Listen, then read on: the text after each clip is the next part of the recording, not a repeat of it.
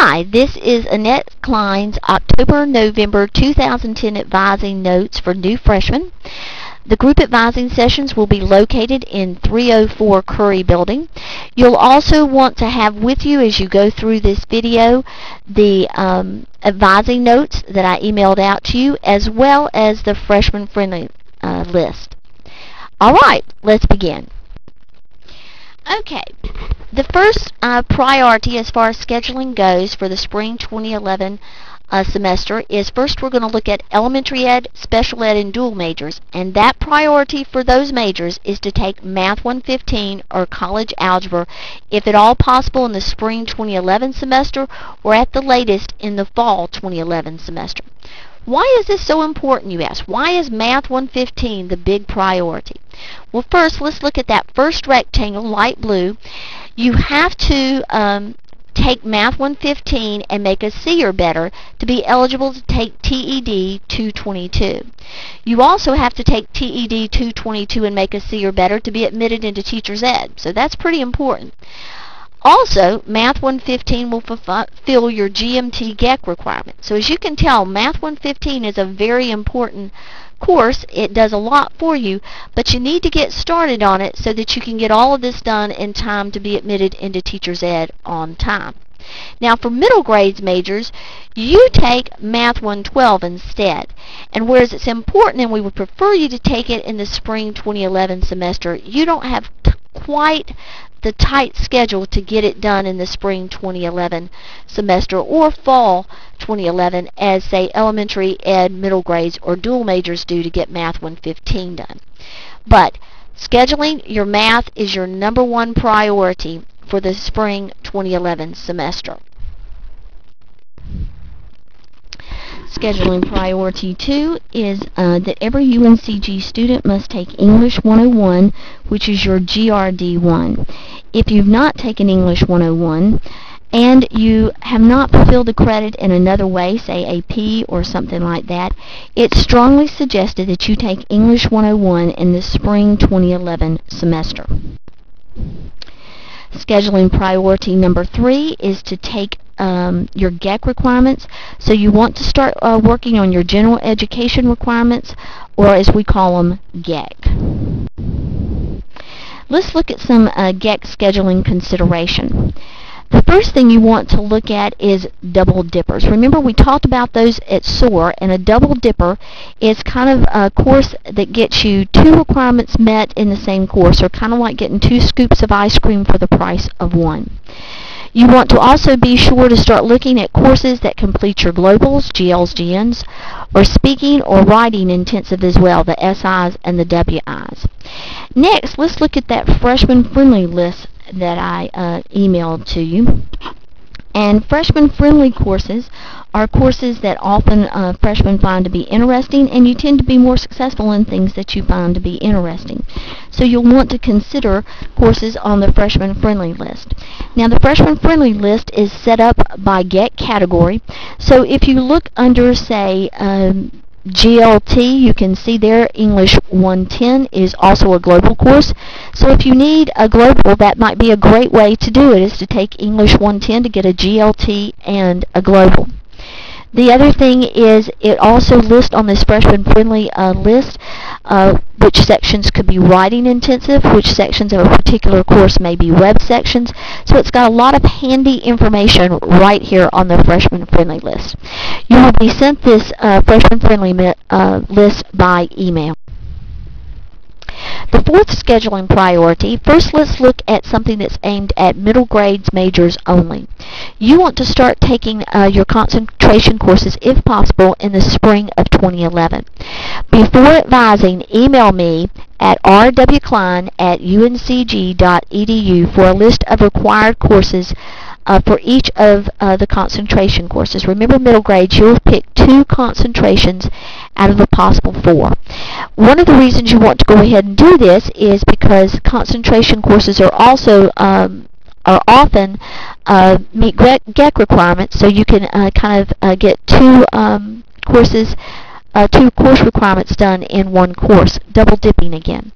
This is new now, middle grades majors. Grades of C's are required, or better, are required for your middle grades concentration courses. Now, the bottom bulletin on this slide is that we would prefer that all of our majors, regardless if you're middle grade, special ed, elementary, duals, that you declare your concentration in the spring semester when you're advised in March or April. Let's talk about your degree evaluation. Your degree evaluation is an absolutely critical part of advising and registration. It's a must-have for advising. You really can't do it without it.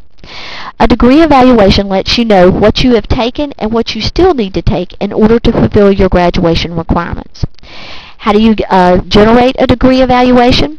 From the UNCG homepage, www.uncg.edu, look up in the right-hand corner, click on the UNCG icon, and enter your ID number. And this next slide says generate your degree evaluation, and the rest of the steps to finish the process of generating a new degree evaluation is listed right there. Be sure, as it says on the very last bullet line there, you want to print out a copy and bring it to advising if at all possible. It really will help things go smooth. Let's say that you're at home and you forgot to bring your freshman friendly list with you, and you know that you want to maybe switch your GHP or something. How do you go searching in UNCG for a GET category?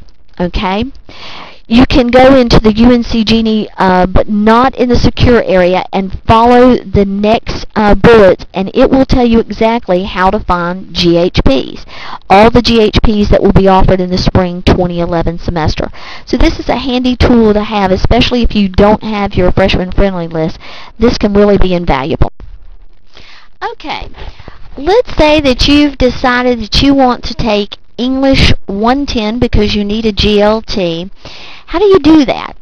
First, you're going to go to www.uncg.edu, click on the UNCG icon up in the right-hand corner. Then you're going to pick class schedule, not the secure area, but class schedule, and this is the screen that you'll see.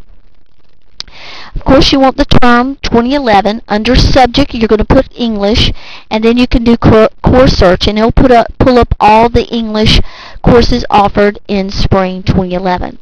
Another option, let's say that you decided you need a GHP and you want to take WCV 101 or 102. Now, to find out what WCV is, you're looking on that freshman friendly list on the back of it, or page 2 if you're looking online. It gives you what all those abbreviations mean. So WCV stands for Western Civilization, so you'd put that in as subject, and then you'd click on course search.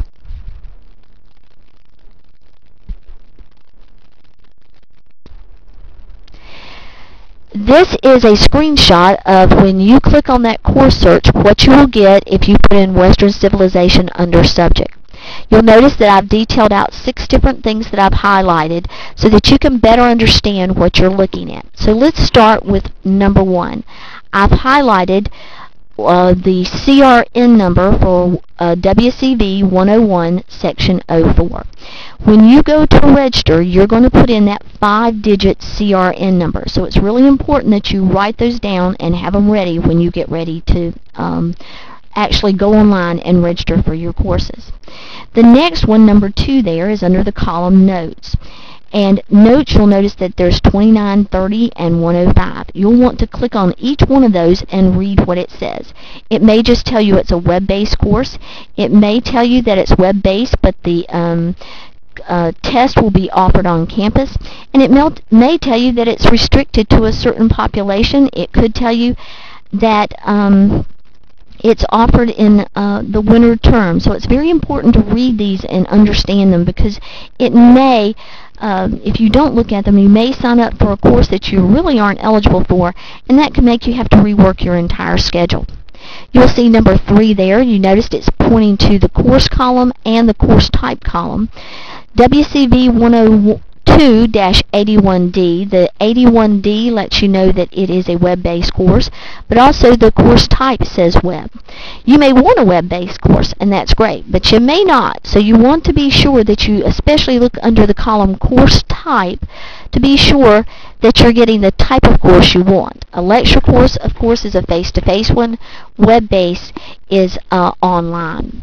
Then you'll see the instructor, and then you'll see meeting dates. And the number 4 there, if you'll notice, it's highlighted 20 December 2010 to 25 January. And you're like, wait a minute, Annette. The spring semester lasts longer than that, and it does. These are special, what we call winter term courses that are part of the spring semester, and they're entirely web-based, and they're over the winter holidays and go to about the end of January. So you want to be sure that you look at that, because most of you, in fact, I would say almost all of you, are going to want courses that say 10 January 2011 to 26 April, which is like the one right above the highlighted number 4. The next column shows you the days. Remember, R stands for Thursday, the times, and the location. The categories there, which you'll see number 5, it'll highlight and let you know that, hey, it's a GHP, which is a GET category, but also note that it shows you that it's a GL, which if you need your globals, that's important and can make this a really good course for you. The last part is number 6, and you'll notice there's 3 columns. There's seats, limits, and enroll. The seats column shows you how many seats are still available for you to register for. The limit shows you the maximum number that can be enrolled in that, and then the enroll shows how many students have currently registered for that class or that section. But you're like, wait a minute, Annette, that highlighted thing shows you that there's 58 seats and 58's the limit and nobody's enrolled. And that's true because right now, when I recorded this, nobody has started registering yet. Okay?